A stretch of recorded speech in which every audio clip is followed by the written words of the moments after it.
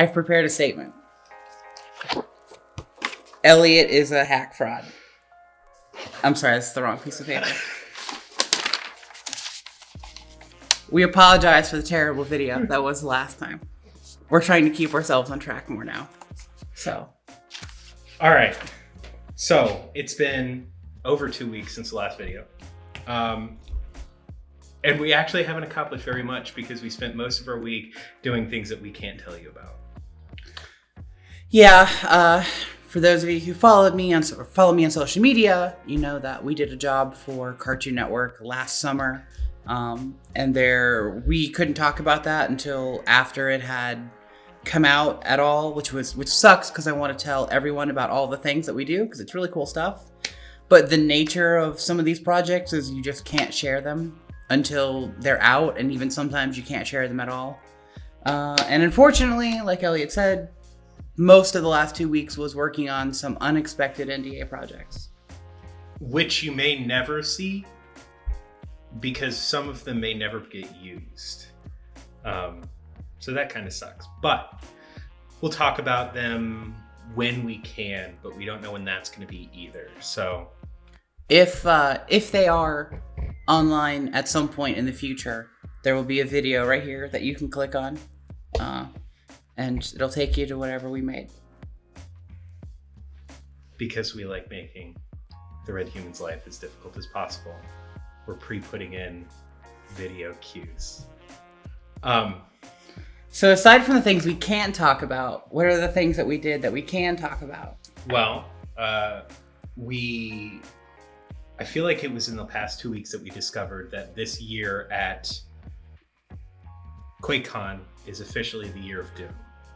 That was within the past 2 weeks, right? Yeah, they announced that pretty recently. And so that has not changed your plans, but refocused your plans for what you're working on for probably the next little bit. Yeah, we have some Doom and Quake stuff that we were wanting to make for QuakeCon. The Red Human wants to be classic Doom guy. So I know I've said this before, but the helmet is ready to mold. The Doom guy helmet is ready to mold. So that's going to be going under silicone again now that our NDA projects are out the door. I'm hoping to, maybe even on Monday, I can start that. We'll see what all we have to get finished, but definitely want to get that going. And then I already have the 3D model for her for the Doom Guy armor. I've already modeled and printed her weapon, the super shotgun. So I feel like all that's going to come together really quickly. You also did the molds for the different parts. Yeah. I started molding the first batch of molding for the Quake Champions rocket launcher. There are so many detailed bits on this thing, and I decided to start going ahead and molding what I have already. All of these parts were printed on an SLA machine on a Form 2, so they're very high detail. I had to do effectively no post-processing on them, so they were ready to go into silicone right away. A handful of them were so simple that I just did a basic open phase block mold, which I did first. I did that at the beginning of, right after the last video came out, actually. And then the last couple of days, I've been finishing up the other mold, which is a 2-part mold. It's a 2-part block mold for the slightly more complex, more detailed SLA parts. But that's the first mold of stuff for the Quake Champions rocket launcher. I have some barrel parts, so all the detailing, the larger panels on the barrel are about ready to go as well. So also hoping to get those under silicone in the next couple of weeks. So maybe by the time you see our next vlog, I'll have some rocket launcher, some cast rocket launcher stuff ready to go. I recently, about 2 weeks ago before the commissions, I was working on what we now know is trash. It was some pieces that are commission piece for Mojo Jojo's Bizarre Adventure, and they all ended up being sized wrong. So the rest of the time that we had available was reprinting them to try and figure out what scale they need to be at. and it ended up being what it is because there's no more time for which to print them. So so we got those finished. I actually just pulled those off the bed 20 minutes ago. So they all succeeded. So that's always good because with a print that has so many different pieces on it, it's drastically increases the failure rate of prints, the likely failure rate. Okay, so yeah, she's gonna talk about the live casting she did. It's a really cool usage of the methods that we use to make things that does something a little bit more meaningful than cosplay and prop guns. Yeah, on the subject of projects that we couldn't really talk about for one reason or the other, I did a life cast 2 weeks ago. Someone contacted me. They wanted a life cast done because they are undergoing surgery for breast cancer, which has already happened and everything seems good for them. So I'm really happy to hear that. But they wanted a copy of themselves before surgery altered them, and I was more than happy to do that. I've done some artistic life casts in the past, and this was an opportunity to use my skills for good instead of awesome.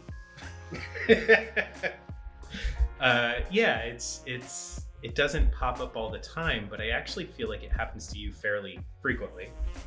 You also made an actual prosthetic for somebody who wanted to, have a artistic prosthetic from a movie, which was really cool. But yeah, it's not often that we get to, like she said, use our powers for good. But when we do, it's definitely something we jump on. I worked on the Widow's Kiss a little bit more, not a ton. I'm gonna keep working on that. I'm pretty much to the point where I'm ready to start with primer and do some of the more final pieces before they are ready to be painted. And I'm also this coming week going to be working. Well, we can talk about that more. And then do you want to show off your holographic stuff? Yes. At all? Yes. Can we get the holographics, Thank you. please? I know. Oh, okay. Yeah. How many minutes is my? Oh, okay, cool. Yeah. So we're on time. So my latest obsession has been with holographic stickers and holographic stuff in general. Thank you.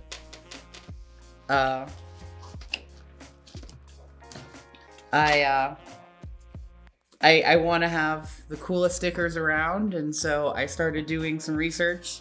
And as one of my abilities is to find information no matter what, no matter how useful, I started researching sticker printing companies to even find out who does this.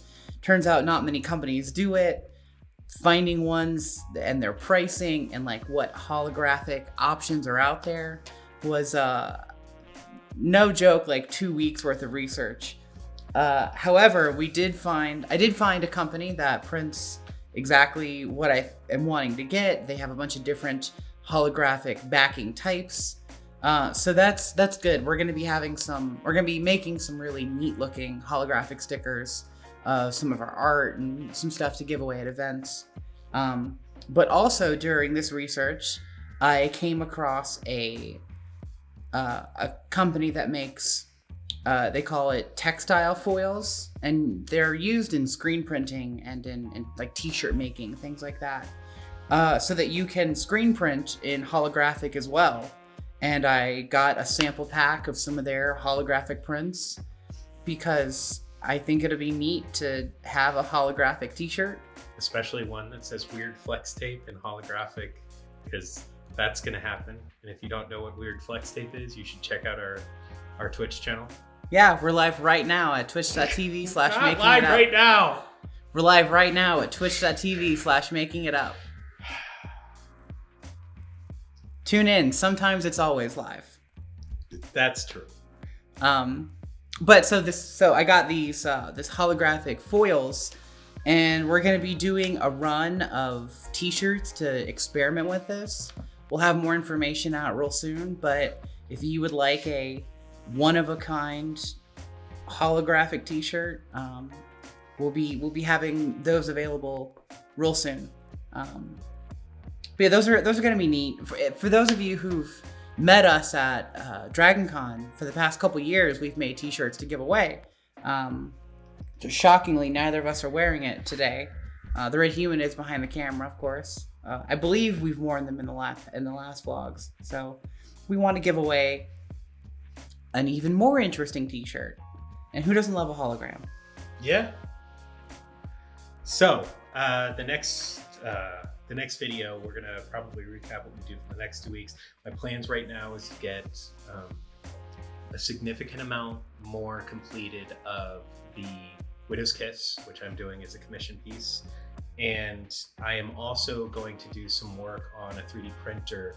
I'm going to basically kind of remake the structure of the 3D printer, the gantries. Yeah, the frame. The frame. Yeah, the linear motion. Yeah, members. so that it can be much more rigid and therefore print higher quality prints.